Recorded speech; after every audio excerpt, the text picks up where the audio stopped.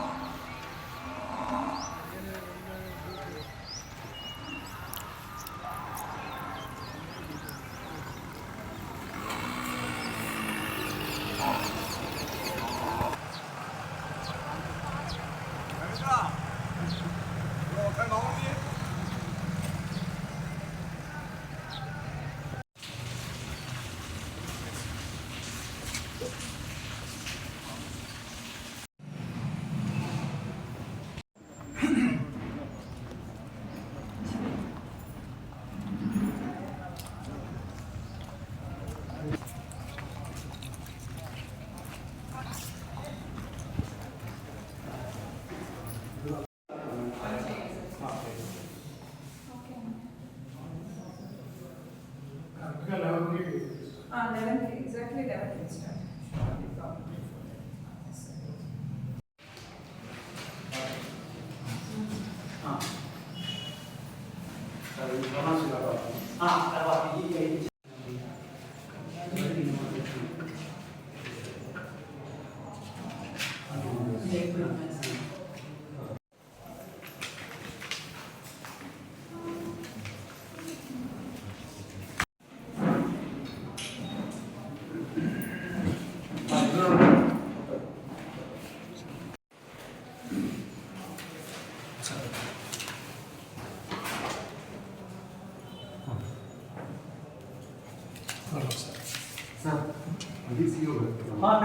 పెట్టేస్తాను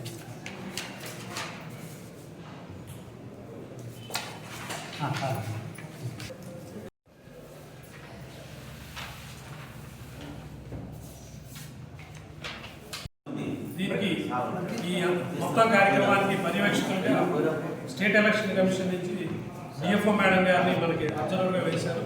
మొత్తం 11 మంది ఈ సమావేశంలో పాల్గొన్నారు. దీనికి గాను 2 నామినేషన్లు వచ్చాయి.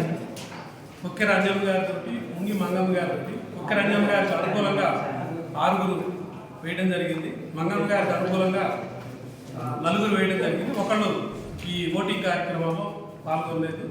ఈ సందర్భంగా కొక్కెర అంజమ్మ గారిని మాచవరం మండల ప్రజా పరిషత్ అధ్యక్షుడిగా ఎన్నికైందని చెప్పేసి అధికారికంగా ప్రకటిస్తాం. అంజమ్మ గారు మాచవరం మండల ప్రజా పరిషత్ అధ్యక్షురాలిగా ఎన్నికైనందున అమల్లో ఉన్న శాసనం ప్రకారం భారత రాజ్యాంగం పట్ల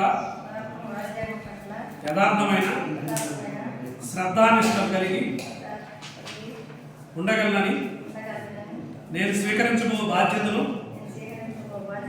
విశ్వసనీయంగా నిర్వహించగలనని భగవంతుని పేరిట సత్యనిష్టతో ప్రమాణం చేస్తున్నాను.